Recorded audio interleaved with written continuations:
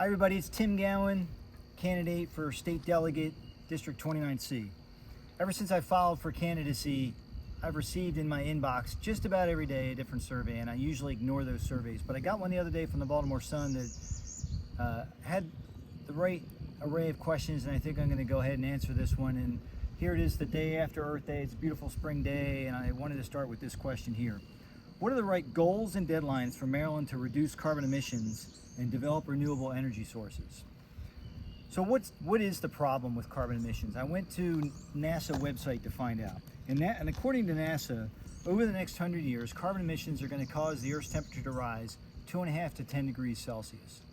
The effects of that are going to be severe storms, widespread wildfires, severe drought, famine, and the melting of polar ice caps. And the melting of polar ice caps are obviously going to have a drastic negative effect in the immediate ecosystem of the polar regions, but also it's going to cause the world's seas to rise, which will require the people living all along the ocean, which is a significant portion of the population, to have to migrate inward, disrupting civilizations and having widespread negative effects as well. So it's a significant, serious problem, but just how serious is it? We'll come back to that. So the question talks about transition to renewables. So what are the renewables? I'm sitting here on my roof, surrounded by my brand new 17 kilowatt solar system that I had installed earlier this year. It cost me $55,000. The Maryland state government gave me a rebate check of $1,000. This year when I filed my taxes, the federal government gave me a $19,500 tax rebate. So they provided incentive for me. What about this solar system that I've got? It's 17 kilowatts, as I said. That's enough power for me for my entire house and farm throughout the entire year. And the good news is, sun's free, it's clean, it's effective, it's relatively efficient. However, there's downsides to it. The downsides is in the manufacture and disposal of these solar systems. These solar panels are made from a lot of rare earth materials. Those rare earth materials typically come from countries who we don't necessarily have a friendly relationship with. They acquire those rare earth materials by digging these very large, very unecological quarries, and then someday these panels are they're gonna have to be disposed of. We don't yet have a clean, efficient way to dispose of solar panels. So there are downsides to solar panel, and of course the other downside is it only works during the day. So we typically require batteries, and batteries have just as many environmental problems as the solar panels themselves, with rare earths and disposal as well. Another renewable system to consider are, of course, wind power turbines. Anyone that's driven across the country sees up on the hilltops along the ridge lines these gigantic wind power turbines. They're not very pleasant to look at. If you get up close to them, they're very loud. They're disruptive to migratory patterns of birds. They're very maintenance intensive. They're expensive to build.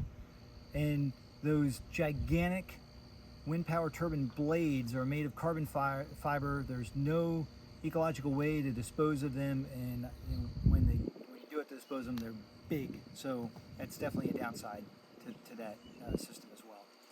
Everyone knows the ups and downs of hydroelectric. There's a lot of power potential in hydroelectric. We've been using it for years and years, but everyone is aware of the damage that it causes to river ecosystems, so that's not a great renewable energy source as well. So let's talk about fossil fuels. What are the upsides and downsides to fossil fuels? Fossil fuels are the most efficient, most packed energy source that we've got. You're never going to be able to power an airplane anything but a fossil fuel. Most of our power plants around the country use coal. America is the king of coal. We have more coal in our borders than anywhere else in the world. We are the Saudi Arabia of coal. The other substance that's out there, the other fossil fuel substance, is natural gas. America in the past decade or two has found large natural gas resources, and we've found a way through liquefied natural gas to be able to transport those. It's now exportable. It's a great system, but again, it's a fossil fuel. It has a significant carbon footprint. So that lays out the problem and the potential solutions, and we now have to re-ask the question posed by the Baltimore Sun, and I'll put it to us like this. Is the risk of the effects of carbon emissions worth the cost and sacrifice that will be necessary to move Maryland off of fossil fuels earlier than market-driven forces' normal timelines? And the answer to that is no. And the reason is because it's just too expensive. It will cost us billions, if not trillions of dollars to ultimately speed along the transition to renewable energy sources. We are making significant progress in our reduction of carbon emissions. We're way ahead of the timeline set by the Paris Accords. But we're doing that through normal market forces. Everyone has the incentive to have more efficient systems. Our cars are getting more efficient every year. Our solar systems that we're installing on our houses, we're getting there through the normal course of things. I don't think we ought to be spending that millions, billions, and trillions of dollars to incentivize industry, to incentivize consumers to get off of fossil fuels any sooner than we have to. So that's the answer. That's how I'm going to answer the Baltimore Sun. If you liked what you hear, please visit my website at gowen4somd.org. That's Gowen, GOWEN, the number 4, SOMD.org.